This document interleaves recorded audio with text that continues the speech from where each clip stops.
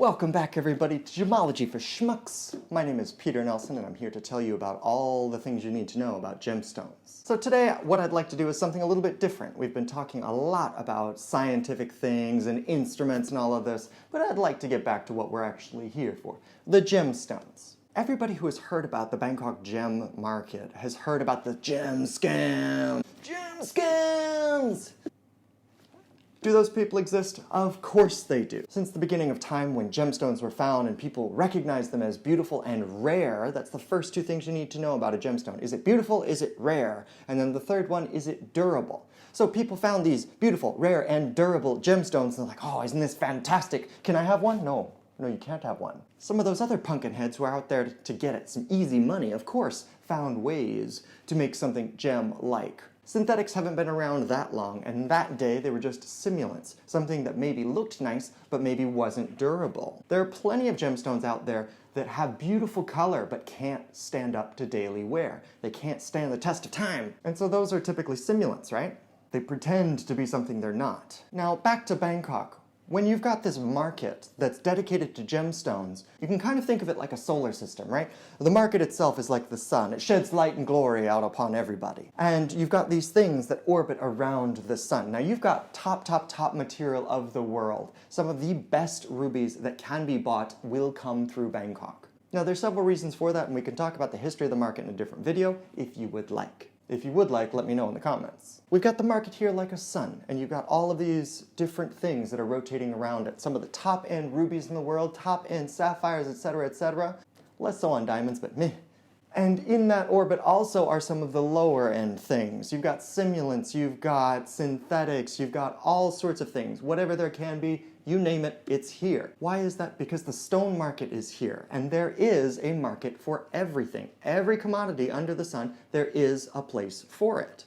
If you think about a lot of the major brands that are being sold now, a few $100s, what is the stone in the middle of those things? There's a lot of glass. There's a lot of cubic zirconia, and these are things that people are happy to spend $150 to $300, maybe even $500 for.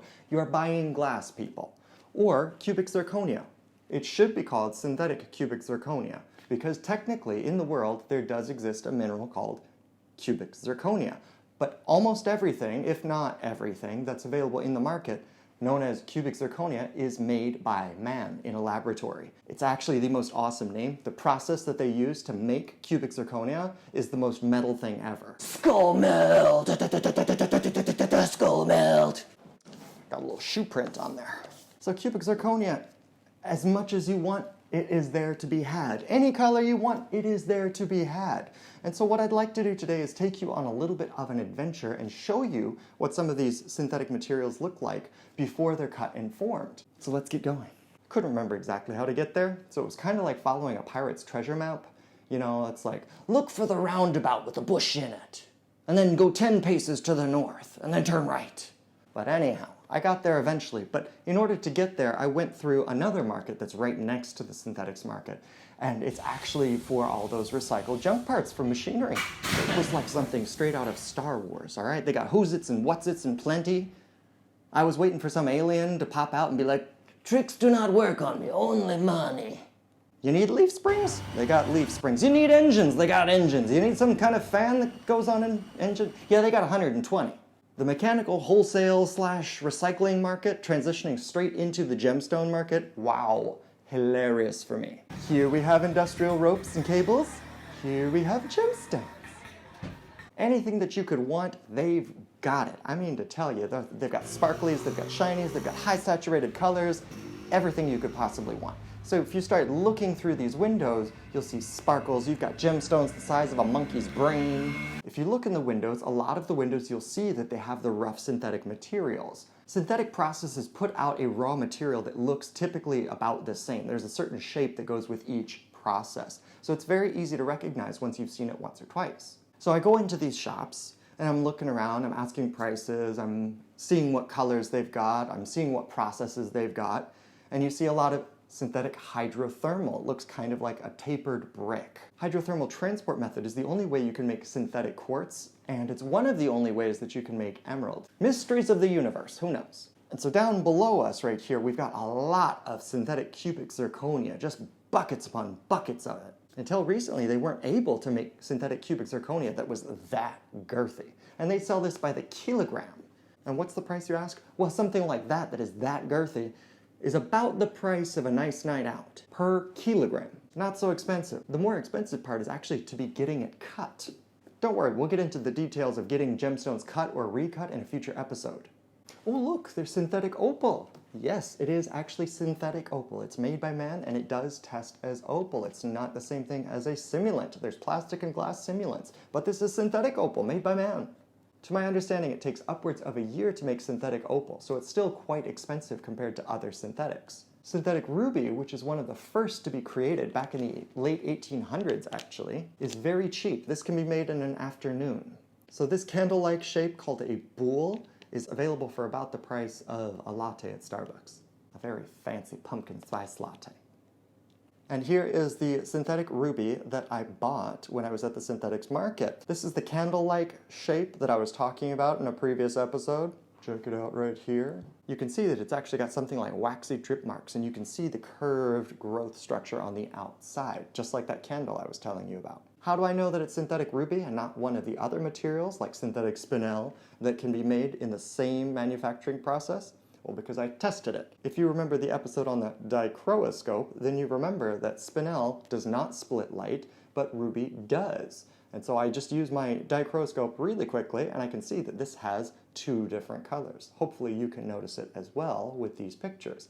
One picture is more reddish, a little bit pinkish, and the other window is a little bit orangey. When I rotate the dichroscope, it looks almost the same, and when I rotate it further, it goes back to having two different colors. That's how I know it splits light. Spinel doesn't do this, ruby does. Another thing I can use is this handheld spectroscope. What the spectroscope does is it splits light into the full electromagnetic spectrum. When you look through the spectroscope, you see like a rainbow. When I look at the stone using the spectroscope and I have a full spectrum light behind it, I can see whether or not the stone is absorbing any specific wavelengths. Ruby has a very particular pattern that's different from the pattern in spinel. And that's another way that I can confirm that this is definitely ruby and not spinel. So in a future episode coming very soon, we'll be teaming up with one of my lapidary friends who's going to help me cut this, and we can talk about the process of gemstone cutting and recutting.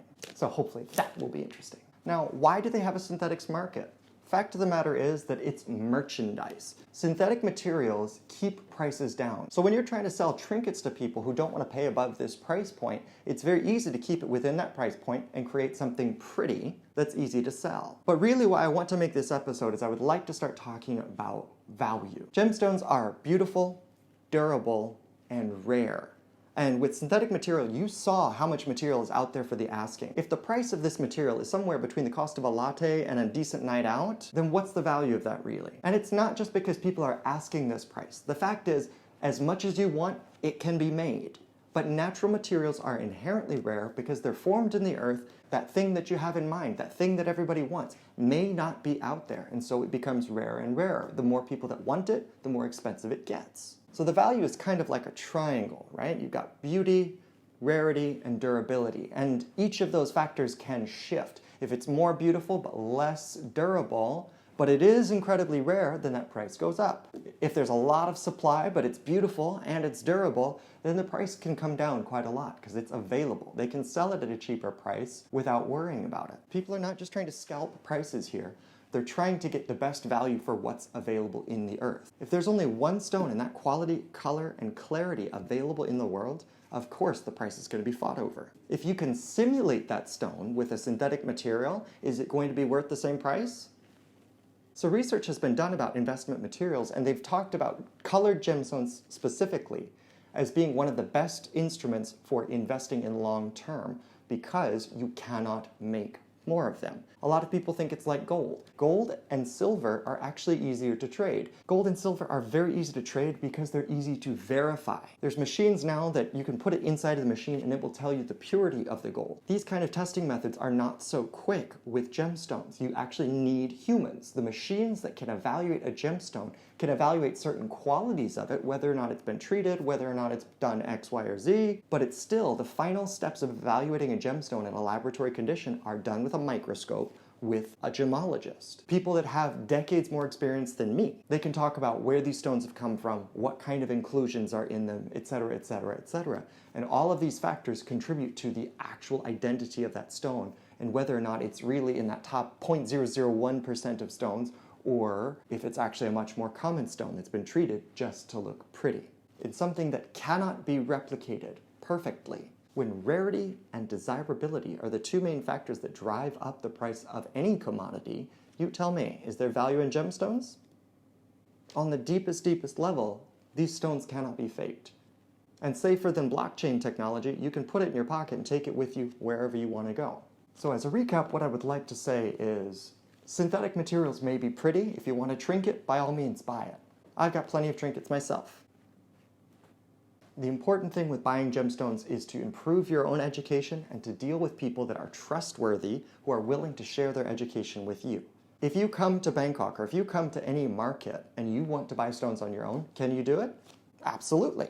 Of course you can. But remember, there are pitfalls. And it's those of us who have already fallen into that pit or have met people that have already fallen into that pit that know how to go around the pit and help you to get exactly what you're looking for. The most important thing with gemstones is to buy right.